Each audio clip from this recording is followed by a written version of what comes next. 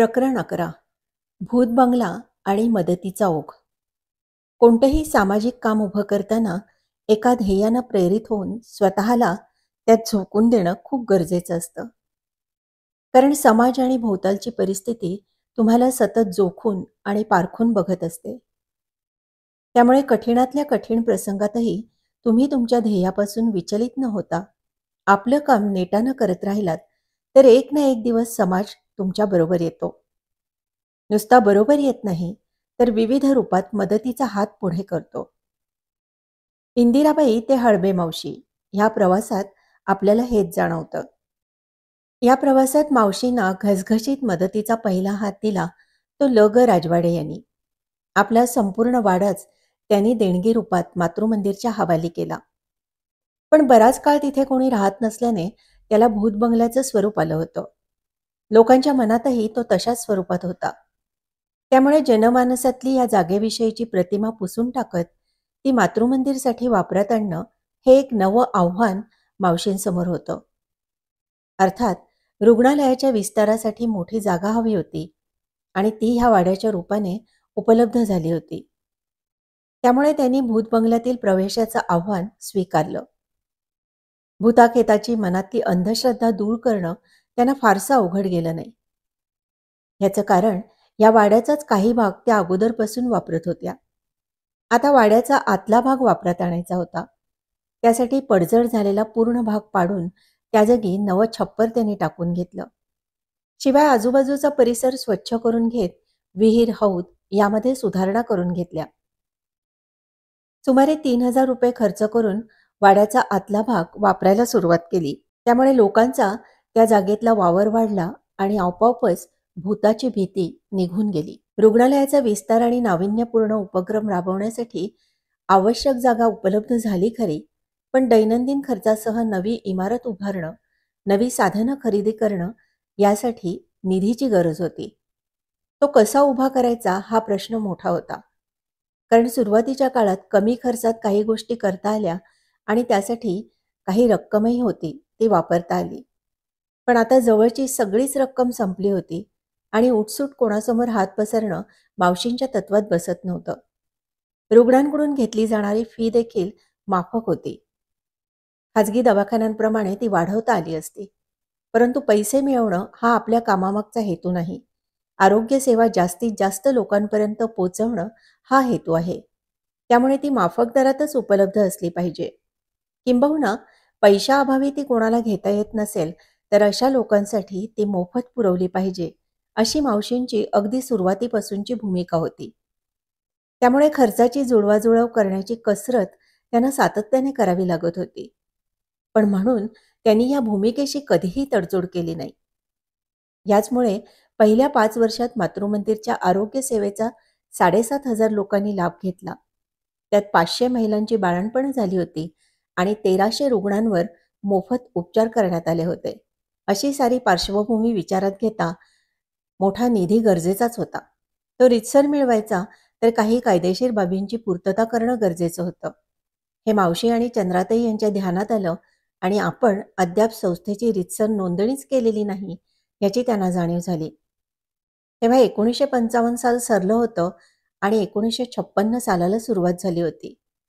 काम सुरू झाल्यानंतर समोर येणारी आव्हानं पेलता पेलता संस्थेची नोंदणी मागे पडली होती. ती करायची तर रीतसर संचालक मंडळ निवडलं जाणं गरजेचं होतं. त्यानुसार सर्व संबंधितांची बैठक बोलावली गेली.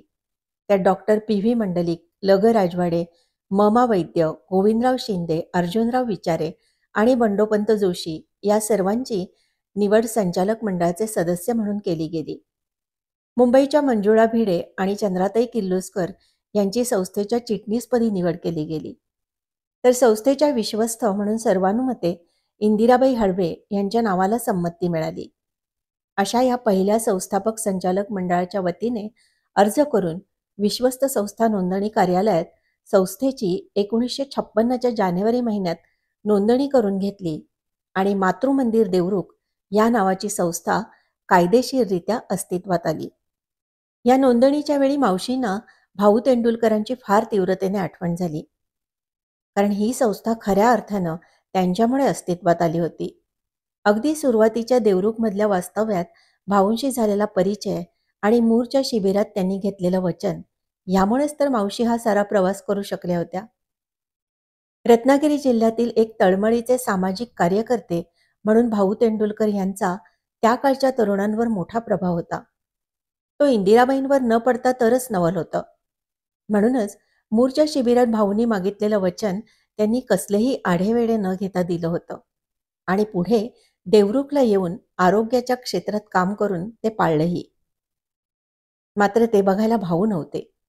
त्यांचं अल्पशा आजाराने तत्पूर्वीच निधन झालं होतं.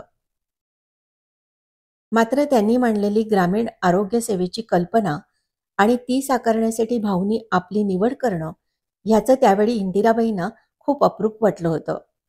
त्यावेळी भाऊ तेंडुलकर यांनी आपली संकल्पना व्यक्त करताना सांगितलं होतं, आपण जिल्ह्यातील गावात असं एखादं आरोग्य केंद्र उभारू की जे तुमच्या मुलीची इच्छा पूर्ण करेल.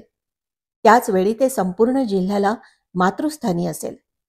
त्याचबरोबर स्वतःचं घरदार माता पिता बहीण भाऊ यांच्यापासून दूर राहून जे तरुण निरपेक्षपणे समाज जीवन उन्नत व्हावं, तेजस्वी व्हावं म्हणून धडपडत आहेत, त्यांचंही ते मातृस्थान बनेल. भाऊंचा हा विचार आणि नागपूरच्या मातृसेवा संघाबरोबरच्या कामाचा अनुभव यातूनच मावशींनी आपल्या संस्थेला मातृमंदिर हे नाव दिलं. सुतिकागृह उभारत परिसरातल्या हजारो लोकांपर्यंत आरोग्य सेवेचा लाभ पोचवला. मग त्याच्या जोडीला आवश्यक औषधांचा किमान दरात पुरवठा व्हावा म्हणून मेडिकल स्टोअर विभागही सुरू केला. विशेषतः स्त्रिया आणि मुलांसाठीच हा विभाग सुरू करण्यात आला होता. असा एक एक घटक, एक एक प्रश्न घेऊन मावशी नवनवे उपक्रम राबवत होत्या. अर्थात त्याला खरी गती मिळाली ती संस्थेच्या नोंदणीनंतर. कारण ह्यानंतर संस्थेकडे मदतीचा ओघ वाढला. राष्ट्र सेवा दलाच्या कार्यकर्त्यांच्या माध्यमातून मातृमंदिरचं काम सर्वदूर पसरलं होतं. लोक मदतीसाठी पुढे येतही होते, परंतु नोंदणीकृत संस्था नसल्याने काही मर्यादा येत होत्या. आता तिची नोंदणी झाली आहे म्हटल्यानंतर संस्थेला विविध स्तरातून निधी मिळवण्याचा प्रयत्न सेवा दलाच्या मंडळींकडून केला जाऊ लागला. अनेक सामाजिक कार्यकर्ते आणि राजकीय व्यक्तींच्या सहकार्यामुळे संस्थेच्या कार्याची दखल सोशल वेलफेअर बोर्डाने घेतली. सामाजिक क्षेत्रात विशेष काम करणाऱ्या संस्थांना या बोर्डाकडून काही निधी उपलब्ध करून दिला जात असे. कामाची पाहणी करून बोर्डाने मातृमंदिरला 1957-58 पासून आर्थिक मदत द्यायला सुरुवात केली. सुरुवातीच्या टप्प्यात वेलफेअर बोर्डाने 15,000 रुपयांचा निधी उपलब्ध करून दिला. त्यात कर्जाचे 5,000 रुपये घालून संस्थेने मातृमंदिरची पहिली रुग्णवाहिका खरेदी केली. अशा पद्धतीने एक एक सुविधा निर्माण करत मातृमंदिर संस्था पुढे चालली होती. ह्याचे सेवा दलातले अनेक कार्यकर्ते साक्षीदार होते. त्यामुळे विविध माध्यमातून मातृमंदिरला मदत मिळवून देण्याचा प्रयत्न अनेकांकडून होत होता. त्याचाच एक भाग म्हणून संस्थेच्या चिटणीस मंजुताई भिडे यांनी एका नाटकाचा प्रयोग आयोजित केला. मंजुताई भिडे आणि वामन भिडे या जोडप्याने अगदी सुरुवातीपासूनच मावशींना त्यांच्या कार्यात मदत केली होती. हे दोघंही मुंबईत नोकरीला होते. दोघांच्या ओळखी मंत्रालयात वरच्या पातळीवर होत्या. शासकीय नोकरीत असले तरी त्यांची नाळ समाजवादी विचारांशी जोडलेली होती. साने गुरुजींच्या विचारांचा प्रभाव त्यांच्यावर होता. भाऊ तेंडुलकर, भाई शेटे यांच्या कोकणातील कामाशी आणि सेवा दलाच्या परिवाराशी ते जोडले गेले होते. एक स्त्री देवरुखसारख्या ठिकाणी जाऊन आरोग्य सेवेचं मोठं काम करते, या कामाला आपण सहकार्य करायला हवं असं ह्या दाम्पत्याला मनोमन वाटे. त्यामुळे ते दोघंही मातृमंदिरच्या आणि मावशींच्या सामाजिक कार्याचा एक भाग होऊन गेले होते. या कामासाठी त्यांनी आजवर कधी वस्तूच्या रूपात तर कधी निधीच्या रूपात मदत केली होती. शिवाय मुंबईतून करायच्या कामाचा भारही त्यांनी स्वतःच्या खांद्यावर घेतला होता. संस्था मोठी झाली पाहिजे या भावनेतून ते त्यांच्या पातळीवर विविध उपक्रमही राबवत असत. त्याचाच एक भाग म्हणून मातृमंदिरच्या मदतीसाठी 22 मार्च 1960 रोजी मुंबई संघमंदिर केळेवाडी इथे पडछा या नाटकाचा प्रयोग आयोजित केला होता. SM जोशींच्या उपस्थितीत झालेल्या या प्रयोगातून संस्थेसाठी निधी उभारला गेलाच, पण त्याचबरोबर मान्यवरांकडून देणग्याही मिळाल्या. इतकंच नाही तर उपस्थितांपैकी काहींनी संस्थेचं आजीव सभासदत्व स्वीकारलं. यात गोविंदराव शिंदे, आमदार doctor P V Mandlik, Bandopant Joshi, Arjunrao Vichare यांनी फार मोठं सहकार्य केलं. इंदिराबाईंच्या कार्याची थेट एस एम जोशी यांच्याकडून दखल घेतलेला हा पहिला कार्यक्रम होता. ह्या कार्यक्रमानंतर खऱ्या अर्थाने इंदिराबाईंचं काम मुंबई सेवादल परिवारात विशेष मान्यता प्राप्त झालं. आपल्या परीने मदत करणं गरजेचं असल्याची जाणीव वृद्धिंगत झाली. त्यातून गांधी स्मारक निधी, रत्नागिरी जिल्हा local board, Tata memorial trust असे अनेक मदतीचे हात पुढे आले. संस्थेची आर्थिक स्थिती सुधारत गेलीच, पण त्याचबरोबर समाजात मावशींच्या कामाला मान्यता मिळाली.